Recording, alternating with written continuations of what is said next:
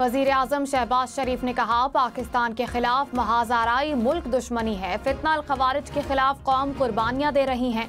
बदअमनी फैलाने वाले बलोचिस्तान के भी खैर खा नहीं।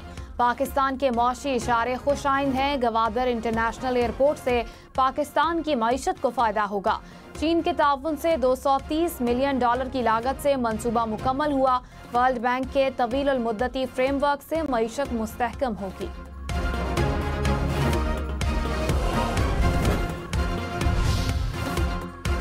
वज़ीर कानून आज़म नज़ीर तारड़ ने कहा है कि अदलिया एग्जीक्यूटिव्स को अपना काम करने दे। इदारों को अपने दायरे में रहकर काम करना चाहिए। अदलिया से दरख्वास्त है कि हमारे मामलात में मुदाखलत ना करे। हुकूमत किसी इदारे के मामले में मुदाखलत नहीं करती। अदलिया भी एग्जीक्यूटिव के मामलात में बराह रास्त मुदाखलत से गुरेज करे।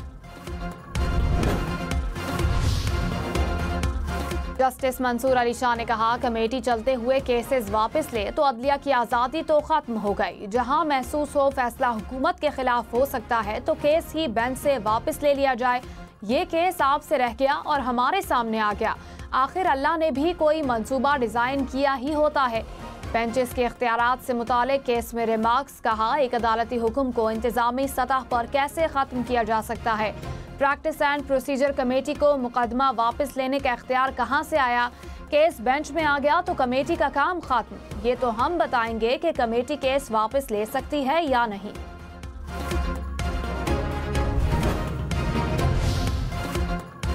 बेंचेस इख्तियारात का केस मुकर्रर न होने पर जस्टिस मंसूर अली शाह, जस्टिस आयशा मलिक और जस्टिस अकील अब्बासी का चीफ जस्टिस को खत। तीनों जजेस ने आईनी बेंच के सरबराह को भी खत लिखा।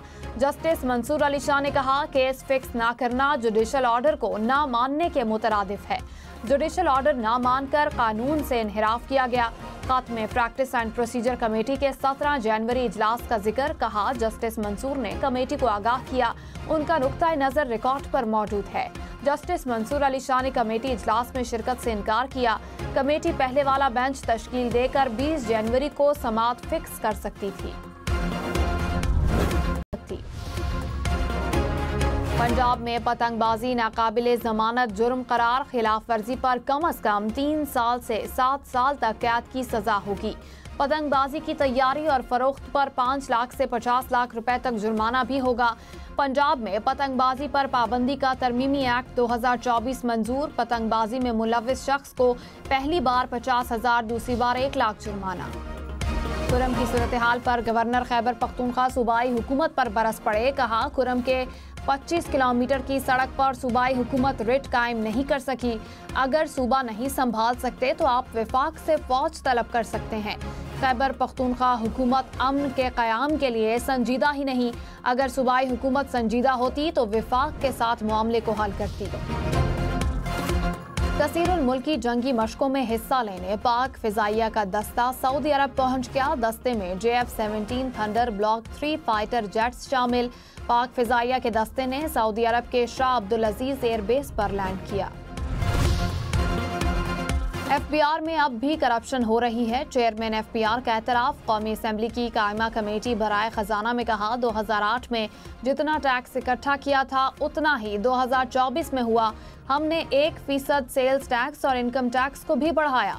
शरह नमू और महंगाई के तनासुब से टैक्स महसूलात में इजाफा नहीं हुआ। सेल्स टैक्स में कमी तब आ सकती है जब डायरेक्ट टैक्स में इजाफा होगा।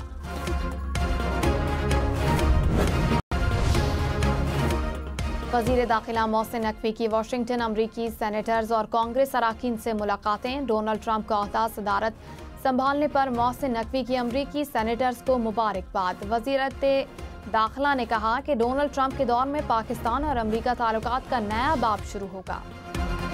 बलोचिस्तान और खैबर पख्तूनख्वा के पहाड़ी इलाकों में बर्फबारी ने रंग जमा दिया। पशीन, ज़ियारत समेत मुख्तलिफ इलाकों में बर्फ पड़ी। बालाकोट के पहाड़ बर्फ से ढक गए। नारान, कागान, शोगरा और बाबूसर टॉप में वक्फे से बर्फबारी। पारा चिनार में भी बर्फबारी के बाद हर तरफ सफेदी बिछ गई।